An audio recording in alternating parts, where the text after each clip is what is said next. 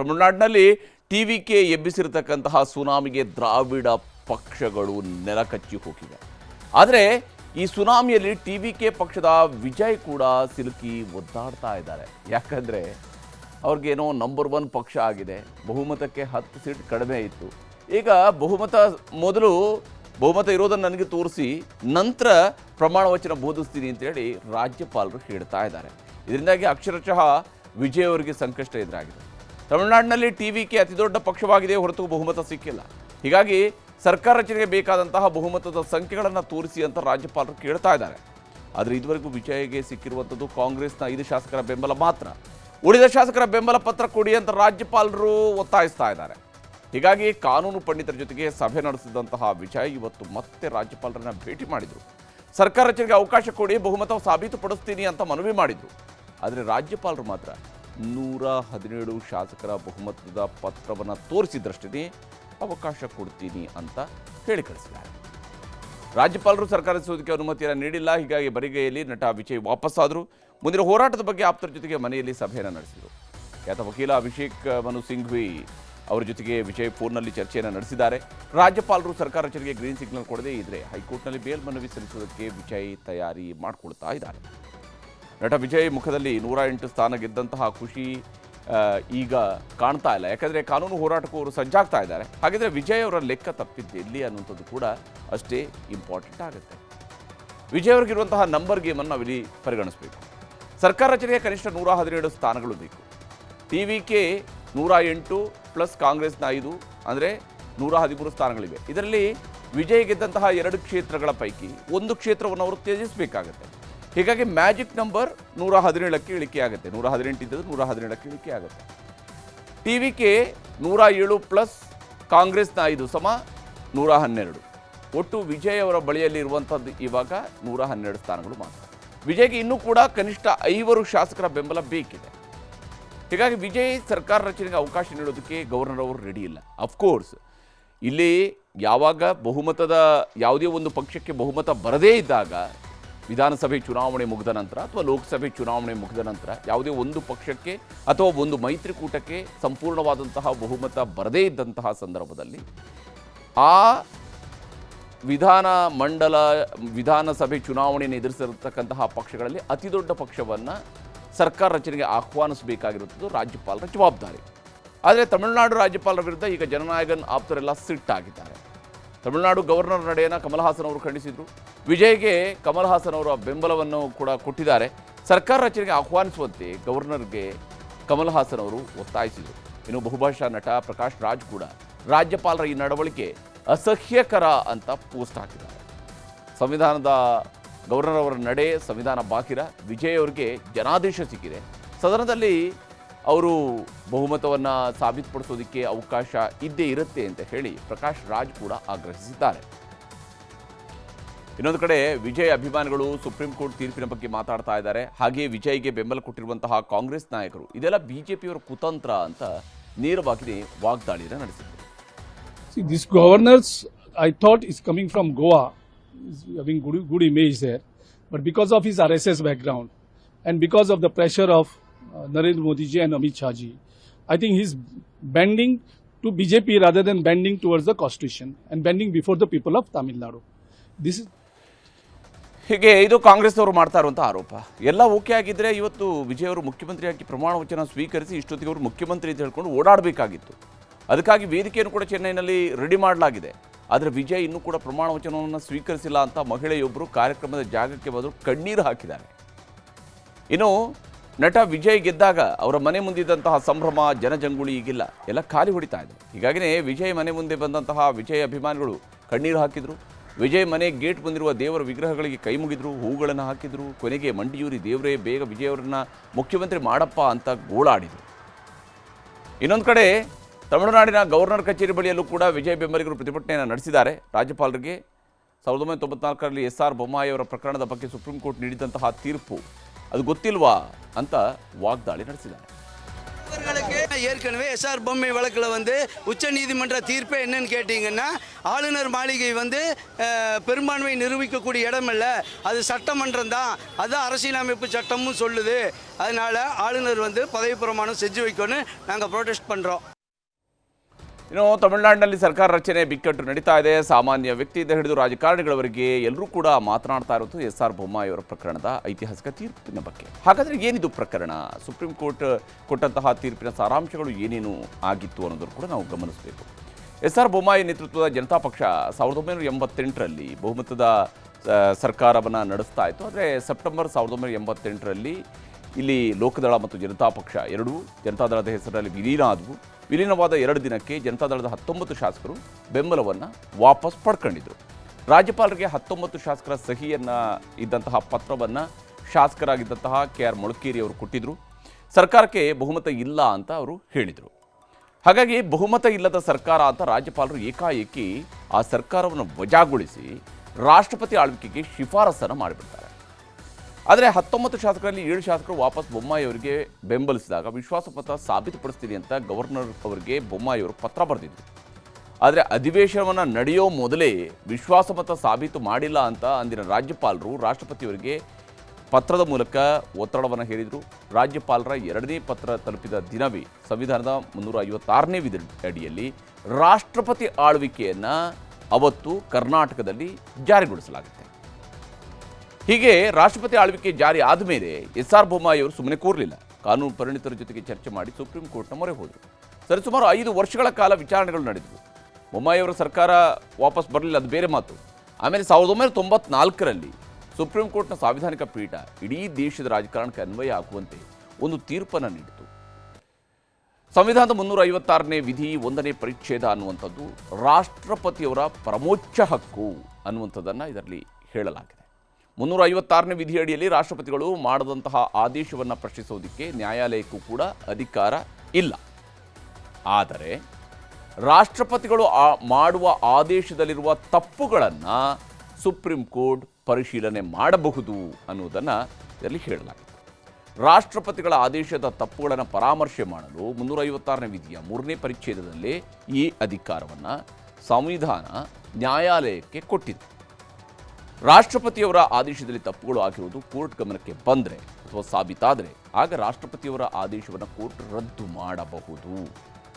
ಇದಕ್ಕೆ ಸಂವಿಧಾನದ 44ನೇ ತಿದ್ದುಪಡಿ ಕಾಯ್ದೆಯ ವಿಧಿ 5ರಲ್ಲಿ ಅವಕಾಶ ಇದೆ. ಸಂವಿಧಾನದ 356ನೇ ವಿಧಿ ರಾಷ್ಟ್ರಪತಿಗಳಿಗಿರುವಂತಹ ಷರತ್ತುಬದ್ಧ ಅಧಿಕಾರ ಅಷ್ಟೇ ಅಂತ ಸುಪ್ರೀಂ ಕೋರ್ಟ್ನ ಸಾಂವಿಧಾನಿಕ ಪೀಠ ಹೇಳಿತ್ತು. ಇಲ್ಲಿ ಬಹಳ ಮುಖ್ಯವಾಗಿ ರಾಷ್ಟ್ರಪತಿಯವರ ಪ್ರಮೋಚ್ಚ ಹಕ್ಕನ್ನು ಕೂಡ ಪರಿಶೀಲಿಸುವ ಹಕ್ಕು ಸುಪ್ರೀಂ ಕೋರ್ಟ್ಗೆ ಇದೆ ಅಂತ ಆದೇಶವನ್ನು ಬರೆದಿದೆ. ಜೊತೆಗೆ ದೇಶದ ಎಲ್ಲ ರಾಜ್ಯ ಸರ್ಕಾರಗಳಿಗೂ ಕೂಡ ಅನ್ವಯ ಆಗುವಂತೆ ಎಸ್.ಆರ್. ಬೊಮ್ಮಾಯಿ ಅರ್ಜಿ ಉಲ್ಲೇಖಿಸಿ ಸುಪ್ರೀಂ ಕೋರ್ಟ್ ಹೊಸ ಮಾರ್ಗಸೂಚಿಯನ್ನು ಹೊರಡಿಸಿತು. ಆದರೆ ಬಹಳ ಮುಖ್ಯವಾಗಿರುವಂಥದ್ದು, ಅಂದರೆ ಎಲ್ಲ ಸಂದರ್ಭಗಳಲ್ಲೂ ಕೂಡ ಬರುವಂಥ ಒಂದು ಪ್ರಶ್ನೆ ಏನು ಅಂತ ಹೇಳಿದರೆ, ಬಹುಮತವನ್ನು ಇಲ್ಲಿ ಸಾಬೀತುಪಡಿಸಬೇಕು. ರಾಜ್ಯಪಾಲರ ಮುಂದೆ ಪರೇಡ್ ಮಾಡಿದರೆ ಸಾಕಾಗತ್ತಾ? ಇಲ್ಲ. ಸುಪ್ರೀಂ ಕೋರ್ಟ್ ಆ ಜಡ್ಜ್ಮೆಂಟಲ್ಲಿ ಬಹಳ ಕ್ಲಿಯರ್ ಆಗಿ ಹೇಳಿರುವಂಥದ್ದು, ಬಹುಮತವನ್ನು ಸರ್ಕಾರಗಳು ಸದನದಲ್ಲೇ ನಡೆಸಬೇಕು. ಅಂದರೆ ವಿಧಾನಸಭೆಯಲ್ಲಿ ವಿಧಾನಮಂಡಲ ಅಧಿವೇಶನವನ್ನು ಕರೆದು ಅಲ್ಲಿ ಮಾತ್ರ ಬಹುಮತವನ್ನು ಸಾಬೀತುಪಡಿಸಬೇಕು, ಅದಕ್ಕೆ ಅವಕಾಶಗಳನ್ನು ಕೊಡಬೇಕು. ಯಾವುದೇ ರಾಜ್ಯದಲ್ಲಿ ಯಾವುದೇ ಸರ್ಕಾರಗಳಿದ್ರೂ ಸದನದಲ್ಲೇ ವಿಶ್ವಾಸಮತವನ್ನು ಸಾಬೀತುಪಡಿಸಬೇಕು, ರಾಜಭವನದಲ್ಲೇ ಅಲ್ಲ. ಸರ್ಕಾರಗಳಲ್ಲಿ ಸಮಸ್ಯೆಗಳಿದ್ದರೆ ಏಕಾಏಕಿ ಆಡಳಿತವನ್ನು ಸರ್ಕಾರ ತೆಗೆಯದೇನೆ ಉತ್ತರಿಸುವುದಕ್ಕೆ ಕನಿಷ್ಠ 1 ವಾರ ಸಮಯವನ್ನು ರಾಜ್ಯಪಾಲರು ಕೊಡಬೇಕು. ಆ ಮೂಲಕವಾಗಿ ಅವರು ವಿಶ್ವಾಸಮತವನ್ನು ಸಾಬೀತುಪಡಿಸಬಹುದು. ಸರ್ಕಾರಗಳು ಉತ್ತರ ನೀಡುವುದಕ್ಕೆ ವಿಫಲವಾದರೆ ರಾಷ್ಟ್ರಪತಿ ಆಳ್ವಿಕೆ ಜಾರಿಗೆ ಶಿಫಾರಸನ್ನು ಮಾಡಬಹುದು. ಆದರೆ ಅದರ ಹಿಂದಿನ ಉದ್ದೇಶವನ್ನು ಕೂಡ ಪರಿಶೀಲಿಸಬೇಕು, ಯಾವ ಕಾರಣಕ್ಕಾಗಿ ಶಿಫಾರಸು ಮಾಡಿದ್ದಾರೆ ಅಂತ ಹೇಳಿ. 356ನೇ ವಿಧಿ ಬಳಿಕ ಹಿಂದೆ ಯಾವುದಾದ್ರೂ ದುರುದ್ದೇಶಗಳು ಏನಾದರೂ ಇದ್ದರೆ ಅಂತ ಅದರ ಹಿಂದೆ ಇರುವಂಥ ದುರುದ್ದೇಶಗಳ ಬಗ್ಗೆ ಕೇಂದ್ರ ಪರಿಶೀಲನೆಯನ್ನು ನಡೆಸಬೇಕು. 356 ಸಬ್ಕ್ಲಾಸ್ 3ರ ಅಡಿಯಲ್ಲಿ ಸಂಸತ್ತಾಗಲಿ ರಾಷ್ಟ್ರಪತಿಗಳಾಗಲಿ ಸರ್ಕಾರವನ್ನು ಏಕಾಏಕಿ ವಿಸರ್ಜಿಸುವಂತಿಲ್ಲ. ಆಡಳಿತ ಯಂತ್ರ ಕುಸಿಯಬಹುದು, ಆದರೆ ಸಾಂವಿಧಾನಿಕ ಯಂತ್ರ ಕುಸಿಯೋದಕ್ಕೆ ಬಿಡಬಾರದು. ಆಗ ಮಾತ್ರ 356ನೇ ವಿಧಿ ಅಡಿಯಲ್ಲಿ ಬಳಕೆಯನ್ನು ಮಾಡಬಹುದು. 356ನೇ ವಿಧಿ ಮಿತವಾಗಿ ಬಳಸದೇ ಇದ್ದರೆ ಕೇಂದ್ರ ರಾಜ್ಯಗಳ ರಚನೆ ಜನಾದೇಶಗಳನ್ನು ನಾಶಪಡಿಸಿದಂತಾಗತ್ತೆ. ಒಂದು ವೇಳೆ 356ನೇ ವಿಧಿಯ ಅಡಿಯಲ್ಲಿ ಸರ್ಕಾರವನ್ನು ವಜಾಗೊಳಿಸಿದ್ದು ಅಸಂವಿಧಾನಿಕ ಎಂದು ಕೋರ್ಟ್ಗೆ ಕಂಡು ಬಂದರೆ ವಜಾಗೊಂಡ ಸರ್ಕಾರವನ್ನು ಮರುಸ್ಥಾಪಿಸಲಿ ಅನ್ನುವಂಥ ಆದೇಶವನ್ನು ಮಾಡಬಹುದು ಅಂತಾನೂ ಕೋರ್ಟ್ ಹೇಳಿತು. ಸುಪ್ರೀಂ ಕೋರ್ಟ್ನ ಈ ಐತಿಹಾಸಿಕ ತೀರ್ಪುಗಳಿದ್ರೂ ಕೂಡ ತಮಿಳುನಾಡಿನ ಗವರ್ನರ್ ಯಾಕೆ ಇಲ್ಲಿ ತಡೆಯನ್ನು ಒಡ್ಡಿದ್ದಾರೆ, ಯಾಕೆ ಅವರು ನನ್ನ ಮುಂದೆನೇ ನನಗೇನೆ 117 ಸಂಖ್ಯೆಯ ಬಲವನ್ನು ನೀವು ತೋರಿಸಿ ಅಂತ ಕೇಳ್ತಿದ್ದಾರೆ ಅನ್ನುವಂತಹದ್ದು ಈಗ ನಿಗೂಢವಾಗಿ ಉಳಿದಿರುವಂತಹ ಪ್ರಶ್ನೆ. ಇಲ್ಲಿ ರಾಜಕೀಯದ ಚದುರಂಗದಲ್ಲಿ ನಂಬರ್ ಗೇಮ್ ಎಷ್ಟು ಮುಖ್ಯ ಅನ್ನುವಂಥದ್ದು ವಿಜಯ್ ಅವರಿಗೆ ಭಾಳ ಚೆನ್ನಾಗಿ ಗೊತ್ತಾಗ್ತಾ ಇದೆ. ಸದ್ಯಕ್ಕೆ ವಿಜಯ್ಗೆ ಬೆಂಬಲ ನೀಡುವುದಕ್ಕೆ CPIM ಮುಸ್ಲಿಂ ಲೀಗ್ನ ಒಟ್ಟು 6 ಶಾಸಕರು ರೆಡಿ ಇದ್ದಾರೆ ಅಂತ ಹೇಳ್ತಾ ಇದ್ದಾರೆ. ಆದರೆ ಅವರನ್ನು ಕೂಡ DMK ಕಟ್ಟಿ ಹಾಕಿದೆ. ಇನ್ನೊಂದು ಕಡೆ ವಿಜಯ್ ಪಕ್ಷದವರು ಅಣ್ಣಾ DMKಯ ಶಾಸಕರಿಗೂ ಕೂಡ ಗಾಳ ಹಾಕಿದ್ದಾರೆ ಅನ್ನುವಂತಹ ಮಾತಿದೆ. ಅಣ್ಣಾ DMKಯ 2/3 ಶಾಸಕರು TVKಗೆ ಹೋಗ್ತಾರೆ ಅನ್ನೋದ್ರ ಬಗ್ಗೆ ತಮಿಳುನಾಡಿನಲ್ಲಿ ದೊಡ್ಡ ಮಟ್ಟದ ಚರ್ಚೆ ನಡೀತಾ ಇದೆ. ಇನ್ನೊಂದಷ್ಟು ಅಣ್ಣಾ DMK ಶಾಸಕರು TVKಗೆ ಬೆಂಬಲ ಸೂಚಿಸುವುದಕ್ಕೆ ರೆಡಿ ಇದ್ದು ಮೈತ್ರಿಯಿಂದ ಕಾಂಗ್ರೆಸ್ ಪಕ್ಷವನ್ನು ಹೊರಗಿಡುವಂತೆ ಷರತ್ತನ್ನು ಹಾಕಿದ್ದಾರೆ. ಹಾಗಾಗಿನೇ ಅಣ್ಣಾ DMK ಶಾಸಕರು ರೆಸಾರ್ಟ್ ಸೇರಿಕೊಂಡಿದ್ದಾರೆ. 28ಕ್ಕೂ ಹೆಚ್ಚು ಅಣ್ಣಾ DMK ಶಾಸಕರು ಪುದುಚೇರಿಯ ರೆಸಾರ್ಟ್ಗೆ ಶಿಫ್ಟ್ ಆಗಿದ್ದಾರೆ. ಮಾಜಿ ಮುಖ್ಯಮಂತ್ರಿ ಎಡಪ್ಪಾಡಿ ಪಳನಿಸ್ವಾಮಿ ಕೂಡ ಪಾಂಡಿಚೇರಿ ರೆಸಾರ್ಟ್ಗೆ ತೆರಳಿದ್ದು ನಾಳೆ ಅಲ್ಲಿ AIADMKಯ ನಿರ್ಧಾರವನ್ನು ಪ್ರಕಟಿಸುವುದಾಗಿ ಘೋಷಿಸಿದ್ದಾರೆ. DMK ಮಿತ್ರ ಪಕ್ಷದ ಶಾಸಕರಿಗೆ ನಟ ವಿಜಯ್ ಗಾಳ ಹಾಕಿದ್ದಾರೆ. ಆದರೆ ನಿರ್ಗಮಿತ ಮುಖ್ಯಮಂತ್ರಿ MK ಸ್ಟಾಲಿನ್ DMK ಮಿತ್ರ ಪಕ್ಷದ ಶಾಸಕರನ್ನೆಲ್ಲ ಕರೆಸಿ ಮಾತುಕತೆಯನ್ನು ನಡೆಸಿದ್ದಾರೆ. VCK ನಾಯಕ ತಿರುಮಾವಳನ್ ಹಾಗೆಯೇ CPIನ ರಾಜ್ಯ ಕಾರ್ಯದರ್ಶಿ ವೀರಪಾಂಡಿಯನ್ ಮತ್ತು CPIMನ ರಾಜ್ಯ ಕಾರ್ಯದರ್ಶಿ P ಷಣ್ಮುಗಂ ಜೊತೆಗೆ ಸ್ಟಾಲಿನ್ ಮೈತ್ರಿಕೂಟವನ್ನು ಬಿಟ್ಟು ಹೋಗದಂತೆ ಮನವಿ ಮಾಡಿದ್ದಾರೆ. ಹೀಗಾಗಿ ವಿಜಯ್ಗೆ CM ಆಗೋಕೆ ದಾರಿ ಯಾವುದಯ್ಯ ಅಂತ ಹುಡುಕಾಡ್ತಾ ಇದ್ದಾರೆ. ನಿಜಕ್ಕೂ ವಿಜಯ್ ನಂಬರ್ ಗೇಮನ್ನು ಗೆಲ್ತಾರಾ? ಗವರ್ನರ್ ಸರ್ಕಾರ ರಚನೆಗೆ ಆಹ್ವಾನವನ್ನು ಕೊಡ್ತಾರಾ? ಅಣ್ಣಾ DMK ಶಾಸಕರನ್ನ ಅವರ ಬೆಂಬಲವನ್ನು ಪಡ್ಕೊಳ್ಳೋದ್ರಲ್ಲಿ ಯಶಸ್ವಿ ಆಗ್ತಾರಾ? ಎಡಪಕ್ಷ ಶಾಸಕರು ಏನಾದರೂ ನಾಳೆ, ಯಾಕಂದರೆ ಅವರದ್ದು ಸಭೆ ನಾಳೆ ನಿಗದಿಯಾಗಿದೆ, ಅವರೇನಾದರೂ ಬೆಂಬಲವನ್ನು ಕೊಡ್ತಾರಾ? ಯಾರೂ ಬೆಂಬಲ ಕೊಡದೇ ಇದ್ದರೆ ವಿಜಯ್ ಅವರು ಯಾವ ಸ್ವರೂಪದಲ್ಲಿ ಮುಂದಿನ ಹೆಜ್ಜೆಯನ್ನು ಇಡ್ತಾರೆ?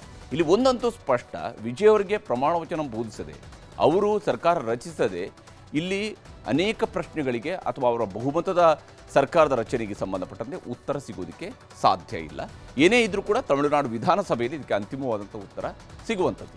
ಪಶ್ಚಿಮ ಬಂಗಾಳದಲ್ಲಿ TMC ಸರ್ಕಾರ ಈಗಾಗಲೇ ನೆಲಕಚ್ಚಿದೆ. BJP ಆಡಳಿತಕ್ಕೆ ಬರ್ತಾ ಇದೆ ದೊಡ್ಡದಾದಂತಹ ಬೃಹತ್ತಾದಂತಹ ಬಹುಮತದೊಂದಿಗೆ. ಇದೇ ಹೊತ್ತಲ್ಲಿ ಬಂಗಾಳದಲ್ಲಿ ಬಾಂಬ್ಗಳು ಸ್ಫೋಟಗೊಂಡಿದೆ. ಅಷ್ಟೇ ಅಲ್ಲದೆ ಸುವೇಂದು ಅಧಿಕಾರಿ ಪ್ರತಿಪಕ್ಷ ನಾಯಕರಾಗಿ 5 ವರ್ಷದಿಂದ ಕೆಲಸ ಮಾಡಿದಂಥವರು ಅವರ ಆಪ್ತ ಸಹಾಯಕರನ್ನು ಗುಂಡಿಟ್ಟು ಕೊಂದಿದ್ದಾರೆ. ಪಶ್ಚಿಮ ಬಂಗಾಳದಲ್ಲಿ ಗಲಾಟೆಗಳಾಗ್ತಾ ಇದ್ದಾವೆ, ಘರ್ಷಣೆಗಳಾಗ್ತಾ ಇದ್ದಾವೆ, ಲಾಠಿ ಚಾರ್ಜ್, ಪ್ರತಿಭಟನೆಗಳಿಗಂತೂ ಲೆಕ್ಕಕ್ಕೆ ಇಲ್ಲ ಅಂಥೇಳಿ ಆಗಿದೆ. ನಿನ್ನೆ ರಾತ್ರಿ 10:15 ಸಮಯದಲ್ಲಿ CM ರೇಸ್ನಲ್ಲಿರುವಂತಹ ಸುವೇಂದು ಅಧಿಕಾರಿ ಆಪ್ತ ಸಹಾಯಕರನ್ನು ಗುಂಡಿಟ್ಟು ಕೊಲೆ ಮಾಡಲಾಗಿದೆ. ಉತ್ತರ 24 ಪರಗಣ ಜಿಲ್ಲೆಯ ಮಧ್ಯಮ ಗ್ರಾಮದಲ್ಲಿ ಚಂದ್ರನಾಥ್ ರಥ್ ಅವರನ್ನು ಕೊಂದು ಹಾಕಿದ್ದಾರೆ. ಕೋಲ್ಕತ್ತಾದಿಂದ ಮನೆಗೆ ಸ್ಕಾರ್ಪಿಯೋ ಕಾರ್ನಲ್ಲಿ ಹೋಗ್ತಾ ಇದ್ದಾಗ ದುಷ್ಕರ್ಮಿಗಳು ಅವರ ಕಾರನ್ನು ಅಡ್ಡಗಟ್ಟಿ 6 ಸುತ್ತು ಗುಂಡು ಹಾರಿಸಿದ್ದಾರೆ. ಸುವೇಂದು ಆಪ್ತ ಚಂದ್ರನಾಥ್ ಅವರ ಎದೆಗೆ ಹೊಟ್ಟೆಗೆ 5 ಗುಂಡುಗಳು ಬಿದ್ದು ಪ್ರಾಣವನ್ನು ಕಳ್ಕೊಂಡಿದ್ದಾರೆ. ಸುವೇಂದು ಅಧಿಕಾರಿಯವರ ಆಪ್ತರನ್ನೇ ಶೂಟ್ ಮಾಡಿ ಸಾಯಿಸಿದ ಸುದ್ದಿ ರಾತ್ರಿಯೇ ಕಾಡ್ಗಿಚ್ಚಿನಂತೆ ಹರಡಿಕೊಳ್ತು.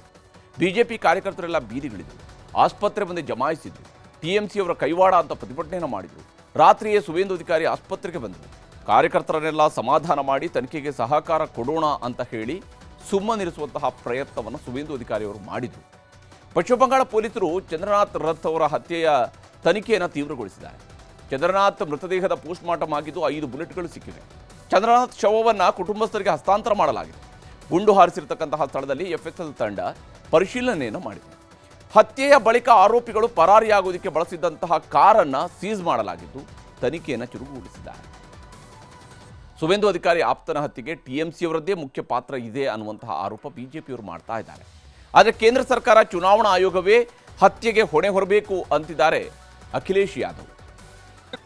रात को मर्डर करने के लिए एक ही वजह है, वो बीजेपी का शुभेंदु अधिकारी का एग्जीक्यूटिव असिस्टेंट है और शुभेंदु ने हाल ही जो चुनाव हुआ नतीजा आया भवानीपुर में ममता बनर्जी को हराया, यही कारण हो सकता है। आप ये सिक्योरिटी देने की जिम्मेदारी किसने ली थी? इलेक्शन कमीशन, देश के होम मिनिस्टर। तो उन्होंने तो ये कहा था कि हम लाखों सेंट्रल फोर्स भेजी है। सुनने में आया 3 लाख से ज्यादा यहाँ पर सेंट्रल फोर्स भेजी गई थी। ಬರೀ ಸುವೇಂದು ಆಪ್ತನ ಹತ್ಯೆ ಮಾತ್ರ ಅಲ್ಲ, ಪಶ್ಚಿಮ ಬಂಗಾಳದ ಇನ್ನೂ 2 ಕಡೆಗಳಲ್ಲಿ ಇವತ್ತು ಬಾಂಬ್ಗಳು ಸ್ಫೋಟಗೊಂಡಿವೆ. ಚಂದ್ರನಾಥ್ ಹತ್ಯೆ ಬೆನ್ನಲ್ಲೇ ಪಾಣಿಹಟ್ಟಿಯಲ್ಲಿ ಬಾಂಬ್ ಸ್ಫೋಟವಾಗಿದೆ. ಆರ್ಜಿಕರ್ ಆಸ್ಪತ್ರೆಯ ವೈದ್ಯ ವಿದ್ಯಾರ್ಥಿನಿ ಸಂತ್ರಸ್ತ ವೈದ್ಯ ವಿದ್ಯಾರ್ಥಿನಿಯ ತಾಯಿ ಬಿಜೆಪಿಯ ನೂತನ ಶಾಸಕಿ ರತ್ನಾ ದೇಬನಾಥ್ ಅವರ ಮನೆ ಎದುರುಗಡೆನೇ ಸ್ಫೋಟಗೊಂಡಿದೆ. ಬಾಂಬ್ ಸ್ಫೋಟದಿಂದಾಗಿ 5 ಬಿಜೆಪಿ ಕಾರ್ಯಕರ್ತರಿಗೆ ಅಲ್ಲಿ ಗಾಯಗಳಾಗಿವೆ. ಇನ್ನು ಪಶ್ಚಿಮ ಬಂಗಾಳದ ಹೌರಾ, ಶಿವ್ಪುರದಲ್ಲಿ ಹಾಗೂ ಚೌರಬಸ್ತಿ ಈ ಪ್ರದೇಶಗಳಲ್ಲಿ ಬಾಂಬ್ ಸ್ಫೋಟಿಸಿದ್ದಾರೆ. ಬಿಜೆಪಿ ಅಲ್ಪಸಂಖ್ಯಾತ ಮೋರ್ಚಾ ಮುಖ್ಯಸ್ಥ ಮನೋಜ್ ಖಾನ್ ಅವರ 5 ಆಪ್ತರಿಗೆ ಗಾಯಗಳಾಗಿವೆ. ಪೊಲೀಸರ ಪ್ರಕಾರ ಒಟ್ಟು 7 ಕಚ್ಚಾ ಬಾಂಬ್ಗಳನ್ನು ದುಷ್ಕರ್ಮಿಗಳು ಬಳಸಿದ್ದಾರೆ.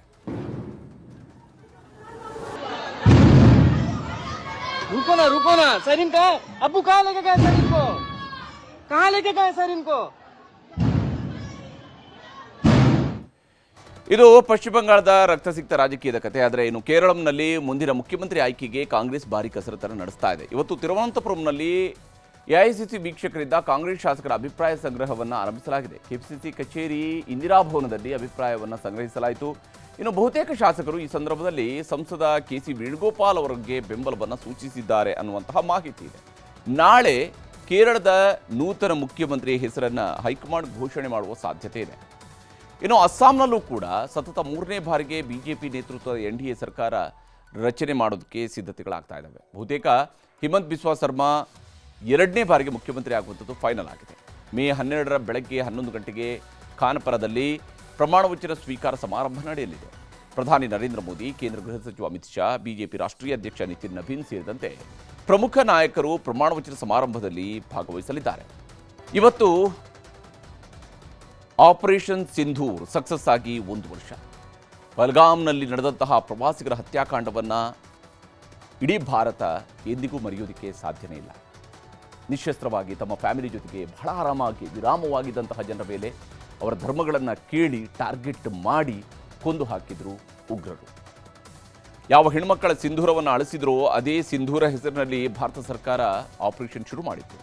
ಆ ಆಪರೇಷನ್ ಸಿಂಧೂರ್ ಸಕ್ಸಸ್ ಆಗಿ ಇವತ್ತಿಗೆ 1 ವರ್ಷ ಆಗಿದೆ. ಯಾವ ಸ್ವರೂಪದಲ್ಲಿ ಅವತ್ತು ಪಾಕಿಸ್ತಾನದ ಒಳಕ್ಕೆ ನುಗ್ಗಿ ಪಾಕಿಸ್ತಾನದಲ್ಲಿರುವಂತಹ ಉಗ್ರ ನೆಲೆಗಳನ್ನು, ಯಾಕಂದರೆ ಯಾವತ್ತೂ ಕೂಡ ಭಾರತ ಪಾಕಿಸ್ತಾನದಲ್ಲಿ ಉಗ್ರ ನೆಲೆಗಳನ್ನು ಈ ಹಿಂದೆ ಮಾಡಿದಂಥ ಆಪರೇಷನ್ನ ಸಂದರ್ಭದಲ್ಲಿ ಕೇವಲ ಬಾರ್ಡರ್ಗೆ ಸಮೀಪದಲ್ಲಿ ಮಾತ್ರ ಮಾಡಿತ್ತು.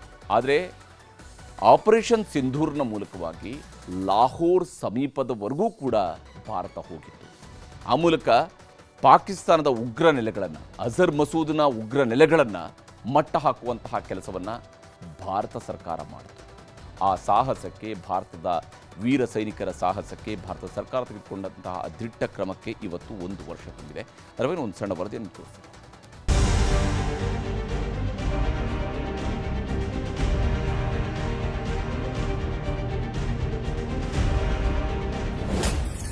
ಸಿಂಧೂರ ಸಕ್ಸಸ್ ಹಿಂದಿನ ಆ 6 ರಣತಂತ್ರಗಳು ಆಧುನಿಕ ಯುದ್ಧ ತಂತ್ರದ ಇತಿಹಾಸದಲ್ಲಿ ಆಪರೇಷನ್ ಸಿಂಧೂರ್ ಭಾರತದ ಸಾರ್ವಭೌಮತ್ವ ಮತ್ತು ಸಾಮರ್ಥ್ಯದ ಸಂಕೇತವಾಗಿ ಹೊರಹೊಮ್ಮಿದೆ. ಜಾಗತಿಕ ಸಂಘರ್ಷಗಳು ದಶಕಗಳ ಕಾಲ ಮುಂದುವರಿಯುತ್ತಿರೋ ಈ ಕಾಲಘಟ್ಟದಲ್ಲಿ ಭಾರತವು ಕೇವಲ 88 ಗಂಟೆಗಳಲ್ಲಿ ತನ್ನ ಗುರಿಯನ್ನು ಸಾಧಿಸಿ ಜಗತ್ತೇ ಬೆರಗಾಗುವಂತೆ ಮಾಡಿದೆ. ಈ ಕಾರ್ಯಾಚರಣೆಯ ಯಶಸ್ಸಿನ ಹಿಂದಿರೋದು 6 ಪ್ರಮುಖ ಸ್ತಂಭಗಳು ಈಗ ಜಾಗತಿಕವಾಗಿ ಸದ್ದು ಮಾಡುತ್ತಿವೆ.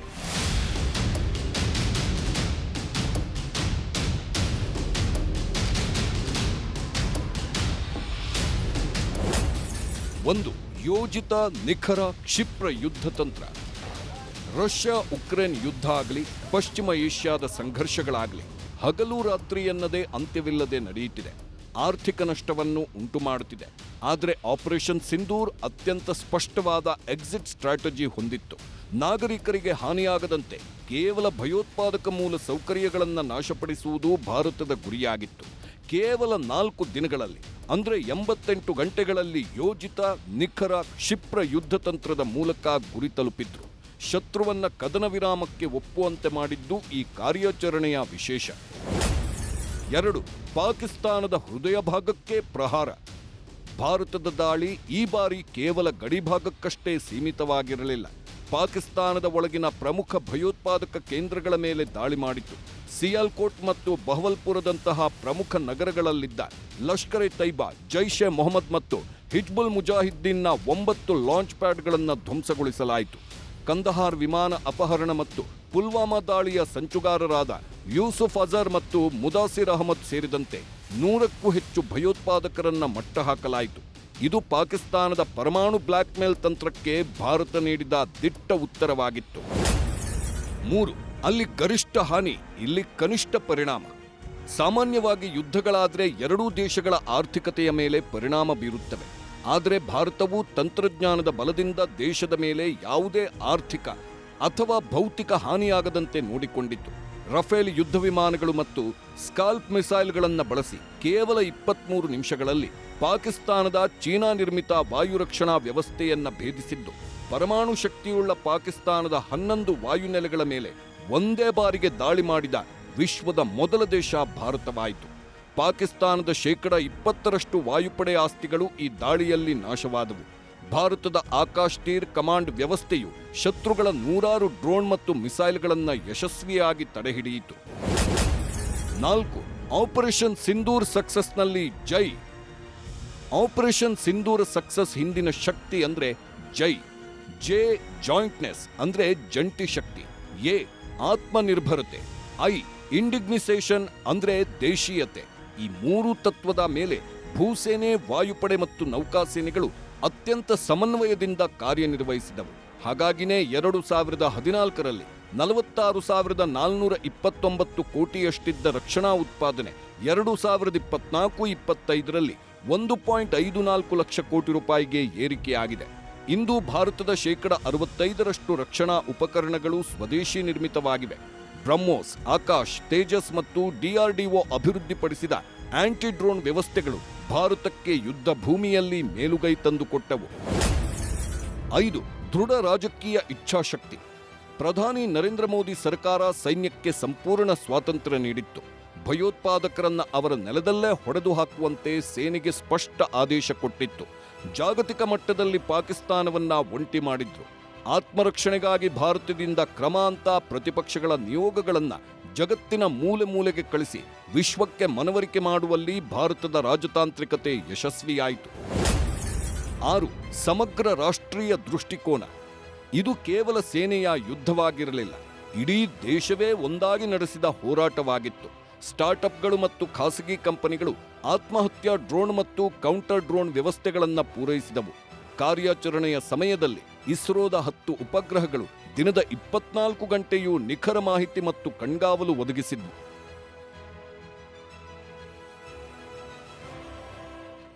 ಭಾರತದ ನೆಲದಲ್ಲಿ ರಕ್ತ ಹರಿಸಿದಂತಹ ಉಗ್ರರನ್ನ ಮಟ್ಟ ಹಾಕುವಂತಹ ಉದ್ದೇಶದೊಂದಿಗೆ ಮತ್ತು ದೇಶದಲ್ಲಿ ನಡೆಯಬಹುದಾಗಿರುವಂತಹ ಯಾವುದೇ ಉಗ್ರಗಾಮಿ ಚಟುವಟಿಕೆಗಳಿಗೆ ಕಾರಣ ಆಗುವಂತಹ ಪಾಕಿಸ್ತಾನದ ನೆಲಕ್ಕೆ ನುಗ್ಗಿ ಅಲ್ಲಿರುವಂತಹ ಉಗ್ರರ ಠಿಕಾಣಿಗಳ ಮೇಲೆ, ಉಗ್ರರ ಯೂನಿವರ್ಸಿಟಿಗಳ ಮೇಲೆ, ಉಗ್ರರು ಬಚ್ಚಿಟ್ಟುಕೊಂಡಂತಹ ಪ್ರದೇಶಗಳ ಮೇಲೆ ಅಟ್ಯಾಕ್ ಮಾಡುವುದರ ಮೂಲಕವಾಗಿ ಭಾರತದ ರಕ್ಷಣೆಗೆ ನಾವು ಸದಾ ಬದ್ಧ ಮತ್ತು ನಮ್ಮಲ್ಲಿನ ಸಿಂಧೂರವನ್ನು ಅಳಿಸೋದಕ್ಕೆ ಸಾಧ್ಯ ಇಲ್ಲ ಅನ್ನುವಂತಹ ಸ್ಪಷ್ಟ ಸಂದೇಶವನ್ನು ಪಾಕಿಸ್ತಾನಕ್ಕೆ ಮಾತ್ರ ಅಲ್ಲ, ಜಾಗತಿಕ ಮಟ್ಟದಲ್ಲೂ ಕೂಡ ಭಾರತದ ಸೇನೆ ಆಪರೇಷನ್ ಸಿಂಧೂರದ ಮೂಲಕ ನೀಡಿತು, ಭಾರತ ಸರ್ಕಾರ ಕೊಟ್ಟಿತ್ತು.